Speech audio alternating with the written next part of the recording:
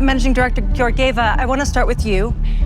How much has the world economy changed over the past 6 to 12 months?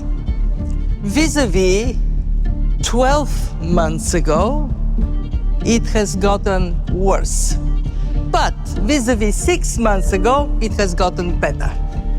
What we witness is the world economy has been remarkably resilient. And when you look at the... One underlying challenge, I would say, is that a lot of Asia's growth rested on a US-China trade corridor. And as that corridor thins, as it thins out, we've really got to find a substitute for it. And this is where I come to the opportunity. If the US is going to reconfigure trade, we've got to reconfigure trade as well.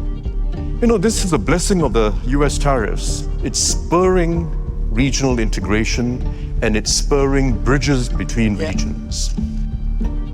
So we're really still in the early stages of defining a new trade regime. And it's been extraordinary in so many dimensions. One is that the 9 most important policymakers when it comes to global trade policy are the Supreme Court justices of the United States. Sometime probably after hearing arguments about... The IMF-World Bank Annual Meetings hosts a number of panels about the global economy, and this one on trade featured an impressive lineup, including IMF Managing Director Kristalina Georgieva, the President of Singapore, the CEO of the Nasdaq Exchange, EU Central Bank President Christine Lagarde, and last but not least, my guest on the podcast today, Gordon Hanson, the Peter Wertheim Professor in Urban Policy at the Harvard Kennedy School, where I'm also currently serving as Academic Dean for Strategy and Engagement. I'm an international economist and study the impacts of globalization on labor markets. Great. Thank you so much and welcome to the podcast. Great to be with you, Bruce. So you've just wrapped up a panel discussion about global trade here at the IMF during the annual meetings, where one of the panelists was President Tharman of Singapore, who suggested it was time to, in response to U.S. actions in the past several months, that it was time to reconfigure global trade with partners, EU, Asia, Canada, Australia. Is it possible to think of global trade without the U.S., do you think? I think it is a possibility in the near term, and the near term means however long it takes us to get through this moment of political change and political transition. We prior to the tumult that came from President Trump's first election and then the first round of U.S.-China trade war, and now we kind of have second round of that trade war. It wasn't like the global trading system was in great health. Once the conclusion of the Uruguay round and the creation of the World Trade Organization, we didn't do much. So you have to go back to mid-late 90s since anything significant has happened other than regional trade agreements. And so we need a reinvigoration of how we organize those agreements, and we need new actors to lead in terms of what those would look like.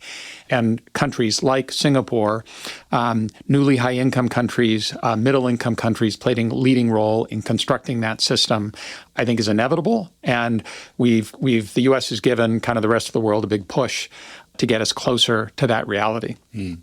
And as part of your response to President Tharman's comments was kind of surprising in that you talked about how the U.S. Supreme Court justices might have a pretty significant or important role to play in determining the direction that the U.S. takes, or could have significant impact on the direction of the global economy. So make that link for us. It's pretty astounding, and it captures how unusual the current moment is. And where this comes from is the fact that the U.S. Constitution gives our Congress the power of the purse, and that means the authority to levy taxes. Import tariffs are taxes. Yet, on occasion, Congress gives the president authority to do things regarding the international economy and especially regarding international security.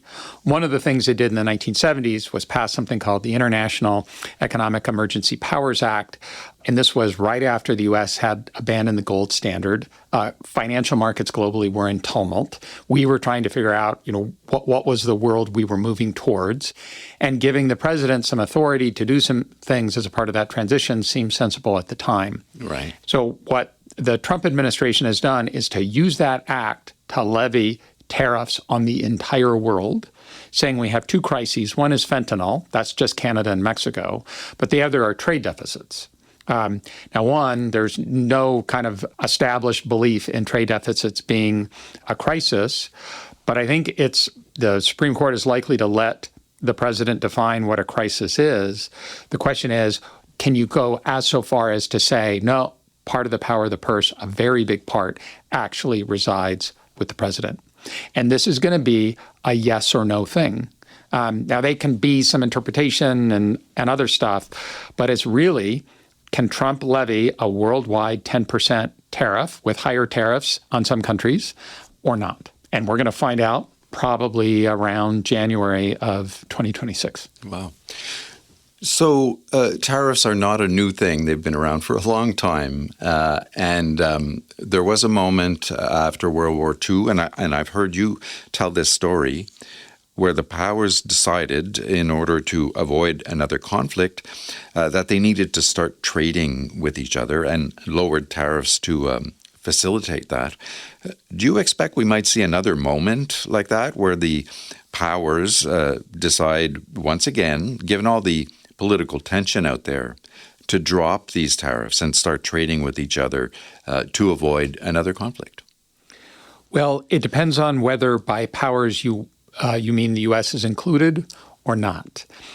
If the U.S. were not to be included, I think in the panel we just had, President Tharman of Singapore outlined an approach that would involve countries representing a substantial share of world trade coming together and saying, this is what's going to replace the WTO. This is a compact. It's not necessarily an agreement, but a framework for how we go about negotiating low and stable trade barriers with each other, the rules of the game, as it were. And then countries will figure out what to do within that framework. And I think if the Supreme Court decides that President Trump can do what he wants, then that's going to be a strong impetus for that Singapore Accord coming into being. If we imagine the U.S. as being part of that, it's much harder to see, absent an event that was as motivating as the devastated state of the global economy after World War II, two world wars, both the specter of future conflict involving the Soviet Union, and just the economic loss, the loss of life, the enormous damage to cities and to physical capital. And that provided a push in terms of saying we need to do big things and we need to do them now. And if we're going to grow together as a global community of interlinked nations, trade, freer trade has to be part of that. And that was a very strong incentive. But it took two world wars and a Great Depression to get there. Yeah. And it's taken 60 or 70 or more years to sort of forget about why it happened in the first place. We do forget. And these eras, these epochs, they don't last that long. If we think about the era of hyperglobalization as starting kind of after the dust had settled with the fall of the Berlin Wall and China really entering the global economy, so call it mid-90s, it was definitely over by 2015 and it was running on fumes in 2015. So you're talking about kind of like a 15-year period. Yeah. And that was it. And so what we're in now won't last forever either.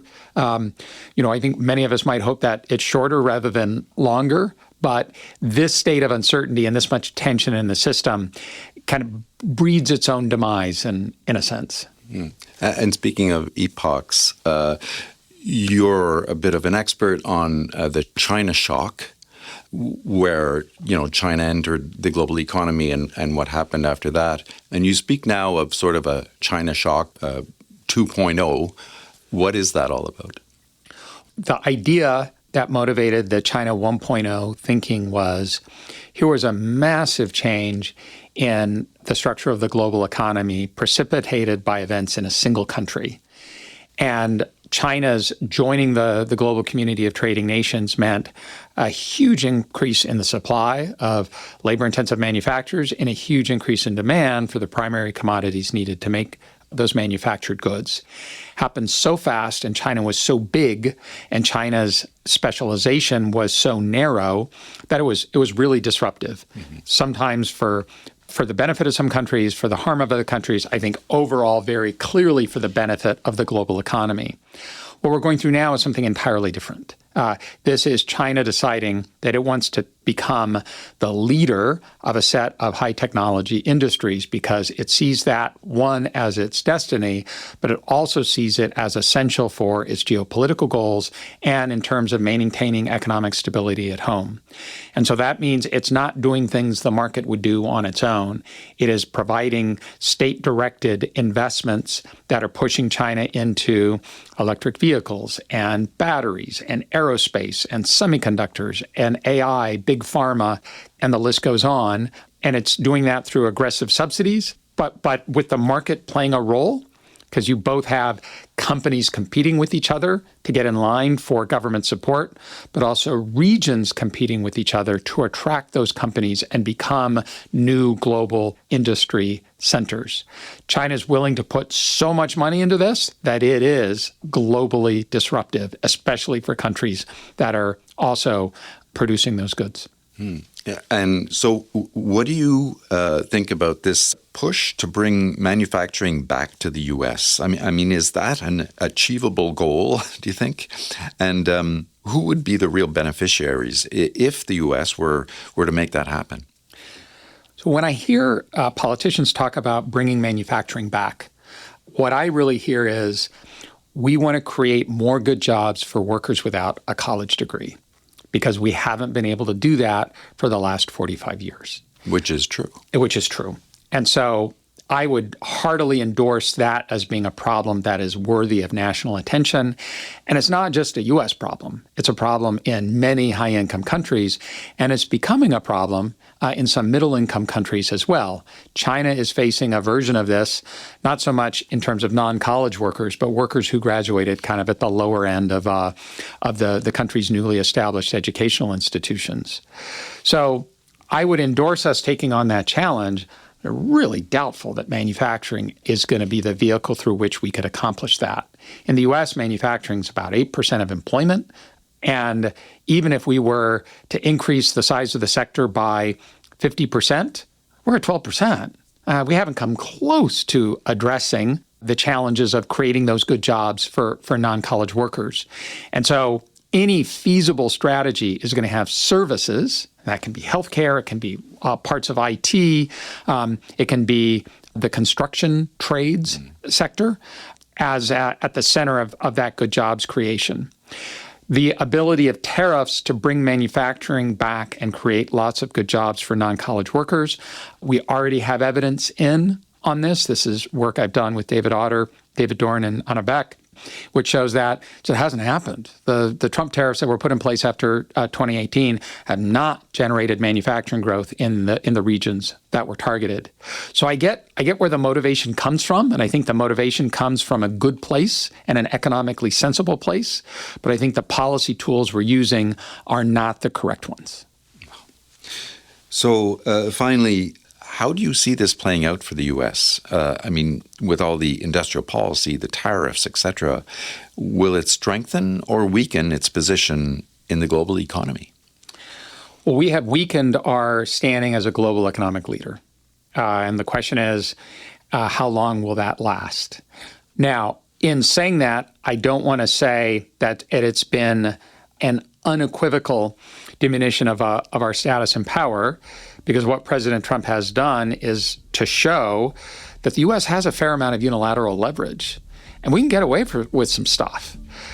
Now, the question is, can we do that for very long before countries retaliate? I think the answer to that is probably no. And so we have created the specter of a powerful United States acting on its own, which is quite unsettling.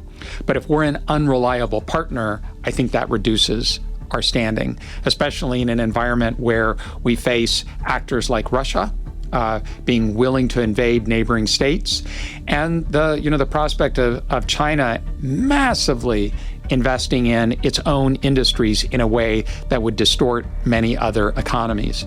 So despite the fact that the U.S. has upset lots of friends and allies, I think there's still a demand for the U.S. to play a leadership role. It's going to take us a while to get back there because we've shown that we're willing to put U.S. interests front and center, full stop, and that creates some wariness. Gordon Hanson, professor in urban policy at the Harvard Kennedy School. Thank you so much. Thank you, Bruce. It's been great to chat with you. Again, that was Gordon Hanson, the Peter Wertheim Professor in Urban Policy at the Harvard Kennedy School. You can watch the webcast of the debate on the global economy seminar that happened during the IMF-World Bank Annual Meetings at imf.org. And look for other IMF podcasts on Apple Podcasts or wherever you listen. You can also follow us on X. Our handle is @IMF_podcast. I'm Bruce Edwards. Thanks for listening.